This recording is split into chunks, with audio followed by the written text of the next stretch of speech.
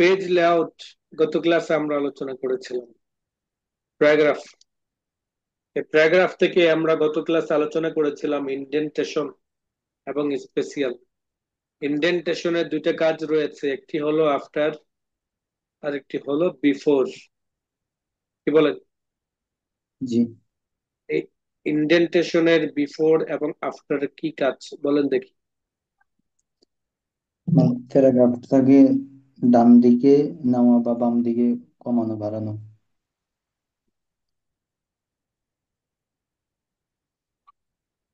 Paragraph অর্থাৎ যে আমার টেক্সট বাউন্ডারি গুলো রয়েছে, সেই টেক্সট বাউন্ডারির থেকে একটা নির্দিষ্ট পরিমাণে গ্যাপ রেখে বা দূরত্বে লেখাগুলোকে সেট করার কাজ হলো আমার ইনডেন্টেশনের কাজ।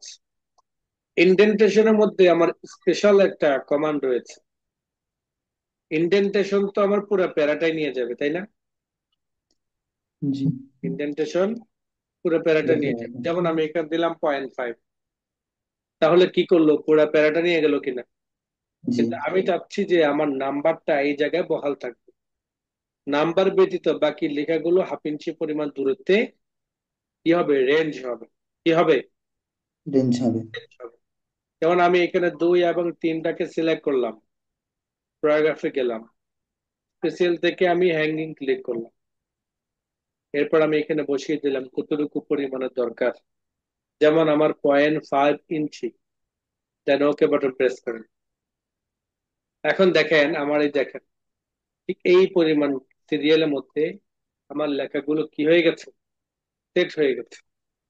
নাম্বার জায়গায় নাম্বার রয়েছে, ফলে দেখা গেছে রেঞ্জ হওয়ার কারণে আমার এই প্যারাগ্রাফের সৌন্দর্য গুলো বৃদ্ধি পেয়েছে। কিন্তু এটা দেখেন, এটা নাম্বার সহ চলে আসছে। ইনডেন্টেশনের কাজ নাম্বার সহ চলে আসছে, কিন্তু আমার দরকার ছিল কি, নাম্বারটা শুরুতে রাখা, বাকি লেখাগুলো একটা নির্দিষ্ট গ্যাপের পর থেকে শুরু হওয়া। কি বলেন? এমনটাই তো চেয়েছিলাম। জি। তাহলে আমাদেরটা এই যে এমনটা হয়ে গেছে, নিচে দুটা রেঞ্জ হয়েছে, বাট উপরেরটা হয় নাই, কারণ উপরেরটার মধ্যে আমরা কি করি নাই, স্পেশাল ব্যবহার করি।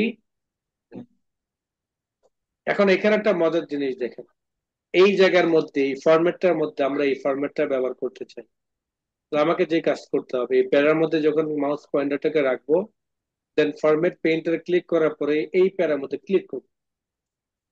এই প্যারার মধ্যে যখন ক্লিক করব, এই প্যারার মধ্যে আমার যেই আপনার স্পেশাল যে ইয়েটা ব্যবহার করা হয়েছিল, রেঞ্জটা, এটার মধ্যে ব্যবহার হয়েছে ফরম্যাট পেইন্টারের মাধ্যমে।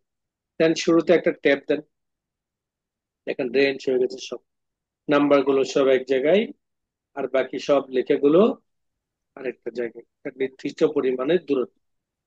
ক্লিয়ার? তো এই জিনিসটা আরেকবার একটু দেখান। দেখেন, এই যে এখন প্যারাগ্রাফের মধ্যে আমি প্রিন্ট প্রিভিউ করে দেখাচ্ছি আপনাদেরকে। প্রিন্ট প্রিভিউ মানে হলো, এই যে আমি যে রেঞ্জটা করলাম, রেঞ্জটা করার দ্বারা আমার লেখার সৌন্দর্যটা কতটা বৃদ্ধি পেয়েছে, এটা আপনি এক নজর দেখতে পাচ্ছেন।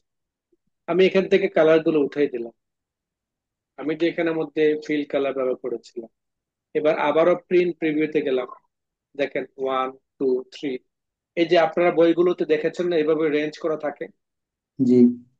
এই রেঞ্জ কিভাবে করে সেটা যদি আপনি না জানেন, তাহলে কাজের সম্পূর্ণতা হলো না, অসম্পূর্ণতা রয়ে গেল। সম্পূর্ণতা রয়ে গেল। রয়ে গেল। সেই সম্পূর্ণতা কিভাবে? স্পেশালি গিয়ে স্পেশাল। Hanging hand. নান করা থাকে, আপনি সেখান থেকে হ্যাঙ্গিং যাবেন। এরপর আপনি এখানে বসিয়ে দিবেন। যেমন আমি এখানে বসালাম 0.3, ওকে বাটন প্রেস করলাম। এখন দেখেন গ্যাপটা কম, গ্যাপটা তুলনামূলক কি আগের থেকে কম। একটু কম। কম।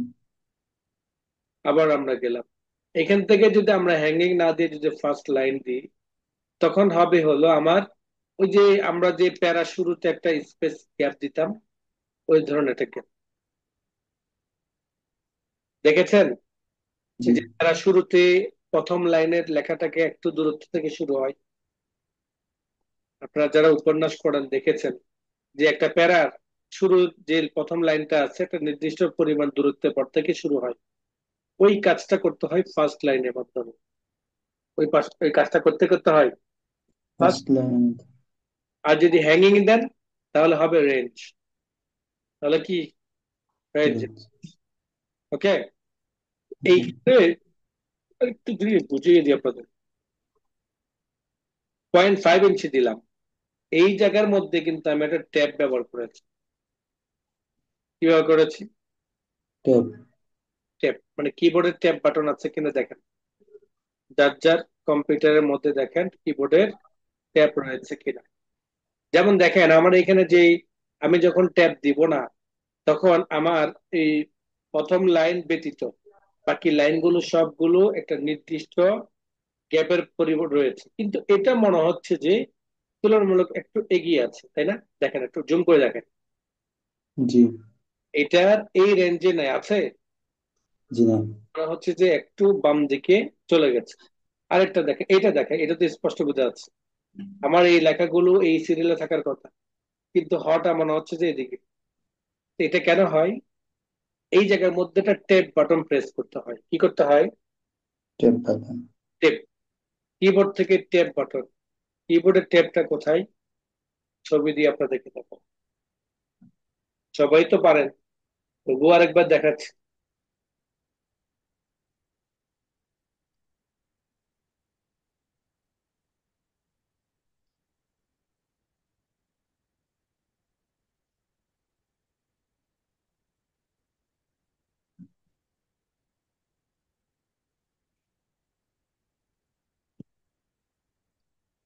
দেখতে পাচ্ছেন তো? জি। ট্যাব বাটন এই যে, এই ট্যাবটা যখন আপনি দিবেন তখন লেখাগুলো কেমন হয় সেটা আগে দেখেন। যেমন আমি এখানে লিখলাম, এই লেখাটাকে যদি আমি শুরুতে কার্সর রেখে কিবোর্ড থেকে ট্যাব বাটন দিই, তখন একটা নির্দিষ্ট পরিমাণ গ্যাপ দূরত্ব হবে। আবার যদি দিই এভাবে আমার বাম দিক থেকে ডান দিকে যাবে। এইটা হলো ট্যাব। এই ট্যাবটা আমার নির্দিষ্ট পরিমাণের দূরত্বে যাওয়ার জন্য আমি এখানে ট্যাব প্রেস করবো। সেই দূরত্বটা কতটুকু, যে আমরা এখানে 1/2 ইঞ্চি পরিমাণ দিয়েছিলাম, সেই 1/2 ইঞ্চি পরিমাণে শুরুতে রেখে ট্যাব দিলাম, তখন দেখবেন দেখবেন সমান চলে আসছে। আবার এটাতে ক্লিক করলাম, দেখেন সমান চলে আসছে। আবার এটাতে ক্লিক করলাম, দেখেন সমান চলে আসছে। তাহলে এই যে আমার এই লেখাটা এই দিকে থাকবে, আমি যখন হ্যাঙ্গিং ক্লিক করব তখন যখন এই দিকে থাকবে, এইটাও কিন্তু সৌন্দর্য কি হয়ে যায়, নষ্ট হয়ে যায়, বা সৌন্দর্যের মধ্যে একটু স্পট স্পট মনে হয়। তো সেই স্পটটাও কেন থাকবে? আপনার যদি কাজ জানা থাকে, তাহলে আপনি কি কোনোভাবে স্পট রাখবেন আপনার জি কাজের? না। কখনো রাখবেন না। সেই কাজটা আপনি পারেন না, হয়তো সেই কাজটা ক্লায়েন্টকে হয়তো কোনোভাবে বুঝ দিয়ে দিবেন যে না এটা হচ্ছে না, এটা হবে না, এই ধরনের। কিন্তু সেই কাজটা যদি হয়, হওয়া যায় বা সম্ভব, তখন আপনি কেন এটা ত্রুটিটা রাখবেন? আপনার কাজের মধ্যে যত সৌন্দর্য থাকবে, ক্লায়েন্ট আপনার মুখী হবে তত। বুঝতে পেরেছেন? জি। তাহলে রেঞ্জ সম্পর্কে সবাই বুঝতে পেরেছেন। আর রেঞ্জটা যারা বই পুস্তকের কাজ করবেন তাদের জন্য গুরুত্বপূর্ণ। তারা এই জায়গার মধ্যে অনেক অনেক কাজ তাদেরকে করতে হয়। এরপর আসেন হলো ডিরেকশন। আমরা স্ক্রিনে দেখেছিলাম হোমের মধ্যে ডিরেকশন, টেক্সট ডিরেকশন। কে বলতে পারবেন টেক্সট ডিরেকশনের কি কাজ? লেখাকে ঘুরানো। টেক্সট ডিরেকশন জি, লেখাকে ডান বাঁকা সোজা করা, উপর নিচ করা, ওই আমাদের হাজিরা খাতার মতো করা।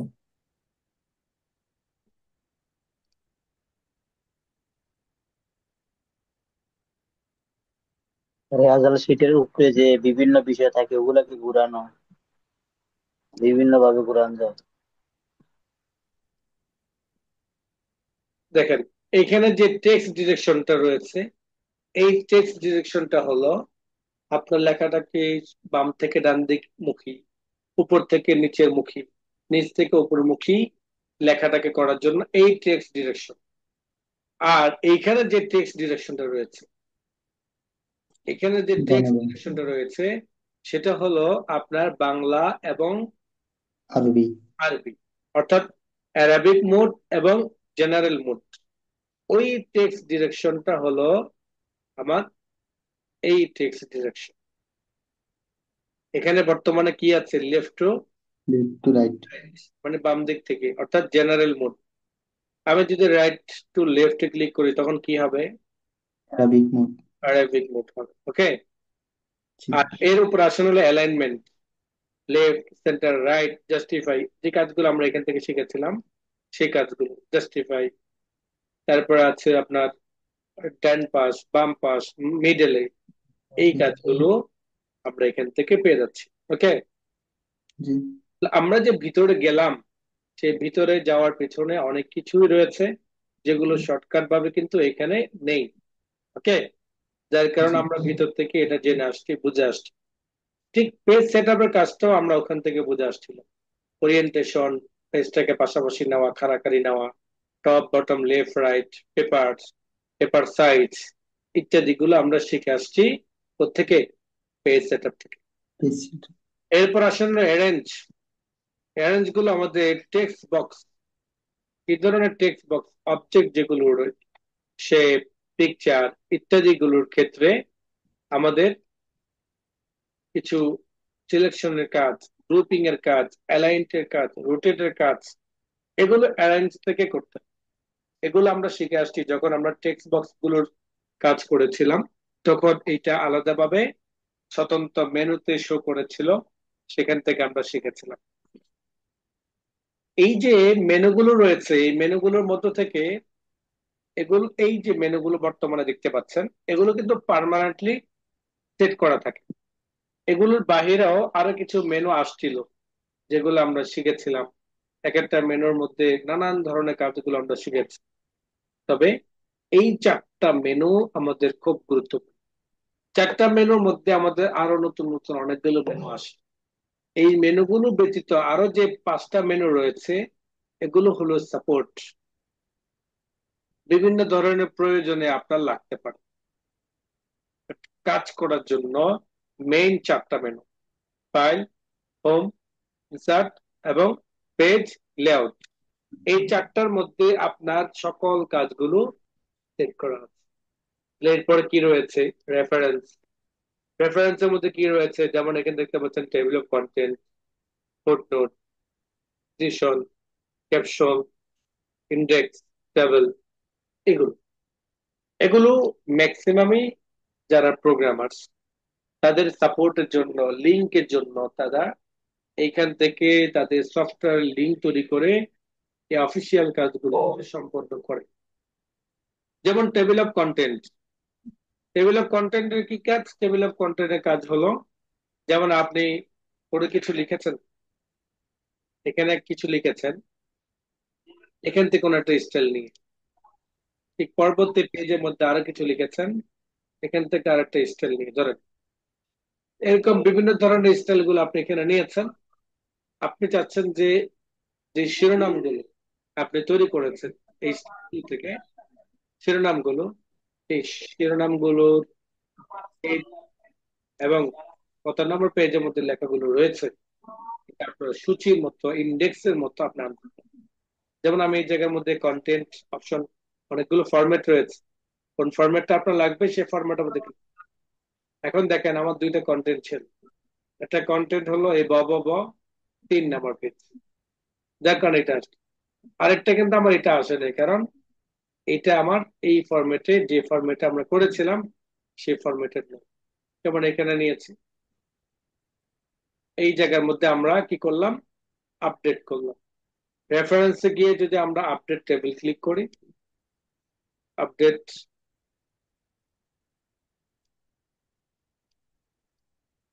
তখন দেখবেন যে আপনার পরবর্তী যতগুলো সূচি আপনি চেঞ্জ করেছেন, সবগুলো সূচির নাম্বার গুলো এখানে চলে আসবে। এটা হলো টেবিল অফ কন্টেন্ট। এটা বাট এটার মাধ্যমে আমি কখনো সূচি বা ইন্ডেক্স তৈরি করি নাই। আমরা করেছি, বা আমি নয়, বরং প্রকাশনা জগতে যারা কাজ করেছেন প্রত্যেকেই এই সিস্টেমকে ব্যবহার করেন না। সবাই ম্যানুয়াল একটা অপশন আছে, ওই ম্যানুয়াল অপশনটা ব্যবহার করে ম্যানুয়ালি এই সূচিগুলো তৈরি করেন। কিভাবে আমরা বইয়ের সূচিগুলো তৈরি করব সেটা আমরা প্রজেক্টের মাধ্যমে শিখব। এটা হলো আমার টেবিল অফ কন্টেন্টের কাজ। এটা আমাদের মূলত কাজ নেই, অপশন রয়েছে, তাই আপনাকে দেখিয়ে দিলাম। এরপর আসেন ফুটনোট। এই যে এখানে টিকমার্ক টিকাগুলো দেখতে পাচ্ছেন, দেখেন এই টিকাগুলো এই ফুটনোটের মাধ্যমে সেট করা হয়। ইনসার্ট ফুটনোট, আপনি এই জায়গার মধ্যে যে আরেকটা ফুটনোট ব্যবহার করতে চান ক্লিক করেন, ইনসার্ট ফুটনোট ক্লিক করেন, দেখবেন যে অটোমেটিক ভাবে নিচে নাম্বার চলে আসছে এবং এখানে একটা অটোমেটিক ভাবে নাম্বার তৈরি হয়ে যাবে। আমি এখানে নাম্বার দিয়ে দিলাম, যেমন এইটা। এই জায়গার মধ্যে আমি একটা ফুটনোট তৈরি করতে চাই, ক্লিক করলাম, ইনসার্ট ফুটনোট ক্লিক করলাম, দেখেন একটা নাম্বার চলে আসছে। এই জায়গার মধ্যে আমরা টুকস তৈরি করলাম। তো এইভাবে আমরা আমাদের টিকার জায়গায় টিকাগুলো এইভাবে অটো টিকা তৈরি করতে পারবো। কেন অটো টিকা তৈরি করব বা ফুটনোট তৈরি করব? এই কারণে তৈরি করব আমরা, যেহেতু এখানে এক আবার নিচে এক, এখানে দুই আবার নিচে দুই, এরকম ভুল হতে পারে। এর জন্য অটোটা ব্যবহার করব। আর অটো ব্যবহার করলে কি ফায়দা? আমার ফুটনোট নাম্বারের মধ্যে কোনো ভুল হবে, ভুল হওয়ার সম্ভাবনাও নেই। এর জন্য আমরা অটো ফুটনোট নাম্বার গুলো কি করি, ব্যবহার করি।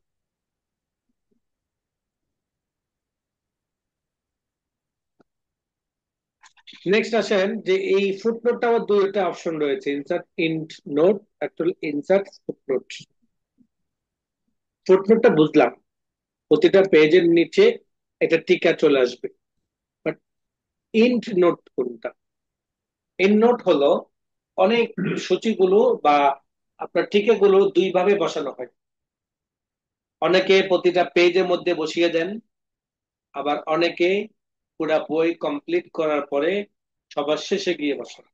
সেটাই হলো ইন্ট নোট। অর্থাৎ আমার এই ফুটনোট গুলো এই জায়গায় থাকবে না, সবগুলো একদম সর্বশেষ পেজের মধ্যে এক দুই তিন চার করে এভাবে বসিয়ে দেবো। এটাই হলো আমার ইন্ট নোট। আমি যদি ইন্ট নোট ব্যবহার করতে চাই আমি ইন্ট নোট ব্যবহার করতে পারবো, ফুটনোট ব্যবহার করতে চাইলে ফুটনোট ব্যবহার করবো। এরপরে রয়েছে আমার আহ এখানে যে কমান্ড গুলো রয়েছে এগুলো আমাদের কাজ নেই, এগুলো সম্পূর্ণ লিঙ্ক তৈরি করার কাজ। আসেন মেইলিং, এটা তো আমাদের কাজ নেই, কারণ এটার মাধ্যমে মেইল করা। আর এইটার মাধ্যমে যে মেইল গুলো রয়েছে এখানে মূলত, যে মেইল গুলো ম্যাক্সিমামই কর্পোরেট প্রতিষ্ঠানগুলোর জন্য করা হয়। কর্পোরেট প্রতিষ্ঠানগুলোর কিছু আহ আপনার ইয়ে থাকে, মেইল গুলো কিনা থাকে বা আপনার পেইড ভার্সনে কিছু থাকে, সেটার মাধ্যমে লিঙ্ক করে তাদের স্টাফদেরকে, তাদের ক্লায়েন্টদেরকে, ভেন্ডরদেরকে মেইলিং করা হয় বা ইত্যাদি কাজগুলো করা হয়। সেই মেইলের লিঙ্ক গুলো এটার মাধ্যমে তারা করে দেন, যারা প্রোগ্রামার আছেন। ইনভেলভের মধ্যে গেলে আপনি একটা ফরম্যাট পাবেন যে চিঠিটা কিভাবে পাঠাবেন, ডেলিভারি অ্যাড্রেস চাপ আপনার থেকে ডেলিভারি অ্যাড্রেস দিবেন, রিটার্ন অ্যাড্রেস যদি কোনো রিটার্ন মেল আপনি চান সেই মেলটা আপনি এখানে বসিয়ে দিবেন। এরপরে গিয়ে আপনি এটা পাঠাইতে পারবেন। এভাবে আপনি স্টার্ট মেইল মার্জের মধ্যে email, message, envelope, level, dictionary এবং সিলেক্ট পার্টিসিপেন্টের মধ্যে পার্টিসিপেন্ট গুলো আপনি অ্যাড করতে পারবেন, কার কার কাছে আপনি পাঠাতে চান। বাট এটা কোনোটাই আমাদের লাগবে না। আমি আমার লাইফে আজকে 25 বছর কাজ করি, কখনোই আমার এটা ব্যবহার করি নাই। তাহলে কিভাবে মেইল করি? মেইল যে আমরা করি এটা আরো অনেক অনেক সহজ ভাবে করি। জাস্ট মেইলে গিয়ে আমরা যার কাছে পাঠাই তার মেইল অ্যাড্রেসটা দিয়ে এবং অ্যাটাচ করে দিই ফাইলটা, দেন সেন্ড করে চলে যায়। আর এটার মাধ্যমে যদি আমরা করতে যাই সেই ক্ষেত্রে আমাদের অনেকগুলো ঝামেলা পোহাতে হয়। সেই মেইলের মধ্যে আমাদেরকে নিয়ে যায়, তারপর আমরা মেইলটাকে লিখতে পারি, পাঠাতে পারি। অনেক সময় যে যায় কিলো গেল না, এটা একটা সমস্যা হয়। তো এই ক্ষেত্রে আমাদের এই মেইল আইডি লাগবে না। কেন? এটা ম্যাক্সিমাম বিভিন্ন প্রতিষ্ঠানগুলোর তাদের নিজস্ব যে সাইট গুলো তৈরি করা হয়, এই সাইট গুলোতে আমি দেখেছি। নেক্সট আসেন রিভিউ। রিভিউর মধ্যে প্রথমে রয়েছে স্পেলিং এন্ড গ্রামার। আপনি ইংরেজি কোনো কাজ করছেন, সেই ইংরেজির মধ্যে যে কোনো কিছু ভুল থাকে আপনার, সেটাকে আপনি ইয়ে করতে পারেন। যেমন ব্রাদার, BROTH লিখলাম, আমি এখানে লিখলাম ব্রাদার। আমার আমি শিওর না যে আমার এটার মধ্যে ভুল হয়েছে কিনা, রাইট? তাই আমি কি করব, এটাকে দেখার জন্য চলে যাব আমার রিভিউতে, দেন স্পেলিং গ্রামারে যখন যাব তখন আমাকে দেখিয়ে দিবে যে BROTH নয়, বরং BROTHER। একটা হলো নট ইন ডিকশনারি, যে আপনাকে বলছে যে যে এটি ডিকশনারির মধ্যে এই ধরনের কোনো শব্দ নেই। সাথে সাথে আমাকে এটা সাজেস্ট করলো, দেখেন দেখতে পাচ্ছেন সাজেশনের মধ্যে দেখা যাচ্ছে BROTHER। আমি যখন দেখলাম যে হ্যাঁ এটাই রাইট, তখন আমি কি করব, ইগনোর ওয়ান্স অথবা ইগনোর অল যতগুলো ব্রাদার আছে সবগুলোকে আমি এভাবে রিপ্লেস করে নিতে পারবো।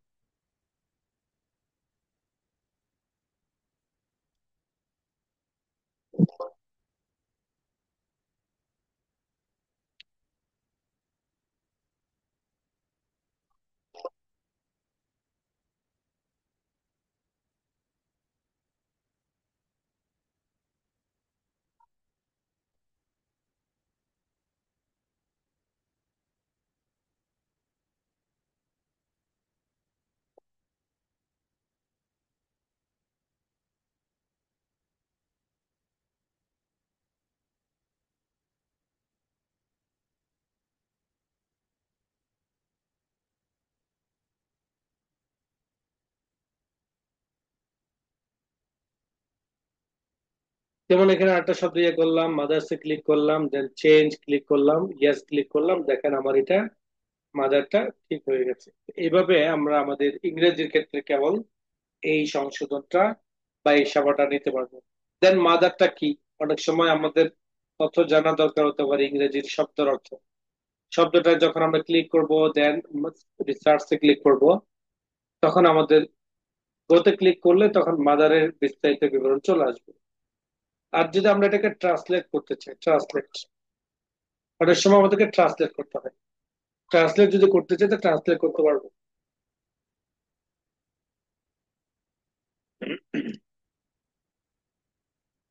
ট্রান্সলেটটা কোন ভাষায় করব সেটা আমরা এখানে লিখে দিতে পারি, বাংলা নাকি আরবি,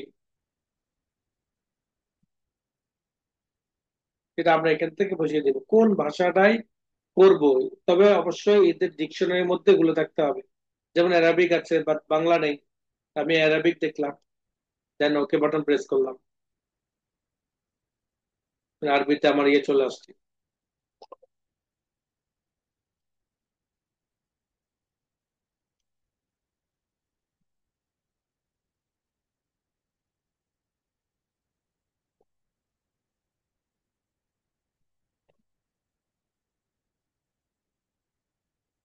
আর ল্যাঙ্গুয়েজ হলো আপনার এখানে ল্যাঙ্গুয়েজ কোনটা সেট করা আছে আপনার কিবোর্ডের মধ্যে, এগুলো আপনার দেখার জন্য এগুলো আমাদের কিছু ধরার দরকার নেই। এখানে যে কমান্ড গুলো রয়েছে এটা দেওয়ার দরকার নেই, চেঞ্জ, রেস্ট্রিকশন, এগুলো আমাদের কিছু দেওয়া দরকার নেই। ভিউর মধ্যেও তেমন একটা কাজ নেই। যেমন এখানে ডকুমেন্ট ভিউ, অর্থাৎ এই যে এখানে যে কাজগুলো রয়েছে, আমরা যে কয়েকভাবে আমাদের পেজগুলোকে দেখতে পাই, সেই ভিউ গুলো এখানে রয়েছে কিছু ফরম্যাট।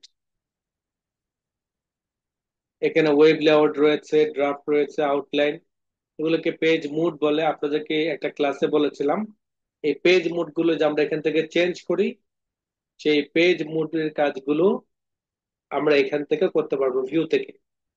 বাট এখানে সবসময় যখন যে মুডেই থাকুক না কেন, যদি বলি যে আমার পেজ ছোট হচ্ছে না, বড় হচ্ছে না, তখন বুঝতে হবে আপনাকে যে পেজ মুড চেঞ্জ করা, তখন আপনাকে ভিউ মেনু থেকে প্রিন্ট লেআউট মোডে ক্লিক করতে হবে, তখন স্বাভাবিক মোডে চলে আসবে। এভাবে দেখেন, আপনার রোলার যদি না থাকে রোলার নিয়ে আসতে পারবেন টিকমার্ক দিয়ে। গাইডলাইন যদি থাকে, এটা যদি অনেক সময় শেপের কাজ করার ক্ষেত্রে এই গার্ড গুলো দরকার হয়। নেভিগেশন প্যানেল, বাম পাশে নেভিগেশন প্যানেল দরকার হলে। এভাবে দেখেন জুম, এখানে যে জুমের কাজগুলো করেছি সেই জুমের কাজগুলো এখানে রয়েছে, one page, two page, page with, এরকম বিভিন্ন ধরনের সাইজ। জুমের কাজ হলো লেখা এবং পেজকে বড় ছোট করে দেখা, বাট এটা বড় ছোট হয়ে যাবে না। আমার স্ক্রিনে কাজের সুবিধার জন্য এই মোডটা ব্যবহার হয়, যেটাকে বলা হয় জুম। আর এই জুমের মাধ্যমে আমরা আমাদের লেখা এবং পেজকে স্ক্রিনের মধ্যে বড় ছোট করে দেখতে পারবো। এতটুকু আমাদের কাজ। নিউ উইন্ডো কোনো কাজ নেই, অ্যারেঞ্জ অল কোনো কাজ নেই, স্প্লিটের কোনো কাজ নেই, সুইচের মতো তেমন কোনো কাজ নেই। আপনার যে কয়টা ফাইল ওপেন করা আছে সেটা আপনি এখানে দেখতে পারবেন, যখন যেটাতে যেতে মন চাই তখন ওটাতে যেতে পারবেন। এটাই হলো কাজ। But এটাও আমাদের কাজ নেই বললেই চলে। আর মাইক্রোসফট কোনো কাজ নেই। এটার মধ্যে অনেক সময় কনভার্টের দরকার হয়, সেই কনভার্টটা অনেক সময় এখানে সফটওয়্যার থাকে, চাইলে আপনি কনভার্ট করতে পারেন। কি ধরনের কনভার্ট?